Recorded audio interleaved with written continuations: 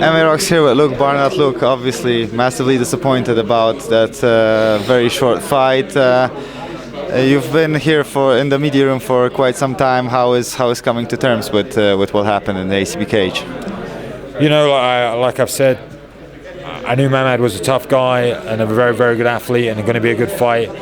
I had the most amazing training for this fight. I had the best camp. I was in the best shape I've ever been, best weight cut I've ever had. I felt amazing warming up. And even when I got in there, everything felt perfect for me, you know. Even the first exchange, I was found my range beautifully, and we knew he had a dangerous overhand right, and before I knew it, I was unconscious, you know. So that's what stings the most for me is the fact it was a 21-second fight, and I feel like I didn't get to show the world what I have in store, you know. And I know a lot of eyes were on this fight, and I feel like, you know, I just have so much more to show, and I've worked so hard for this moment, and I didn't get to shine, you know, so it hurts. Also, the people who just watched the fight might have seen you stand up, complain about the stoppage. You were here just with Mohamed. You were saying that you didn't really remember standing up and complaining about the stoppage. Can you tell us what was the brief discussion between the two of you this time? I said good work, and I wished him good luck. I know he's fighting against Boris in KSW, so I told him good luck in that fight as well. I might go and watch that fight if I can. You know, and we just spoke, and I said well done, and we took a picture.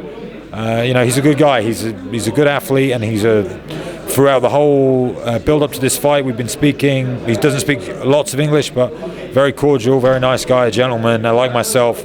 So I'm happy to have shared the cage with him, and I'm happy to have had the opportunity. I just wish it lasted a bit longer, you know. You were saying in the build-up to this fight that ACB wanted to get you in the cage for quite some time. They were throwing out many names. You were declining the offers. Mohamed was big enough name for you to take this fight. Do you see yourself fighting again for ACB, or for anyone for that matter?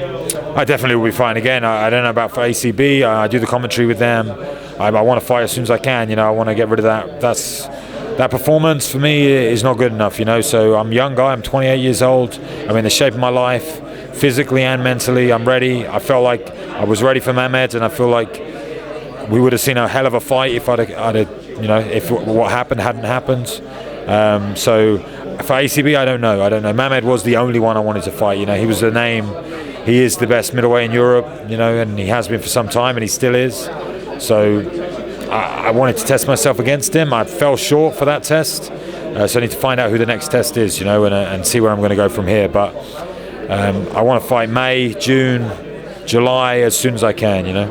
And lastly, could you share with us what was your strategy going into this fight? Where did you think you would have the advantage against Mohamed, and where do you hope to had won this fight?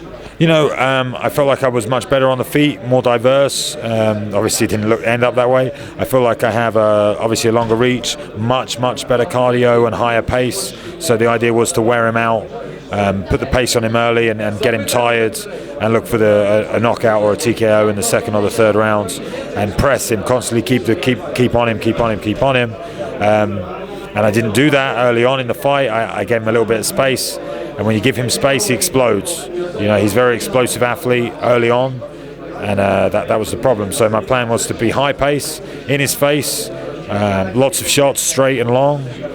And I felt like when I first came out, I was landing the inside leg kick, and it was going to plan, you know. And then all of a sudden it changed. But that just shows how good Mehmed is.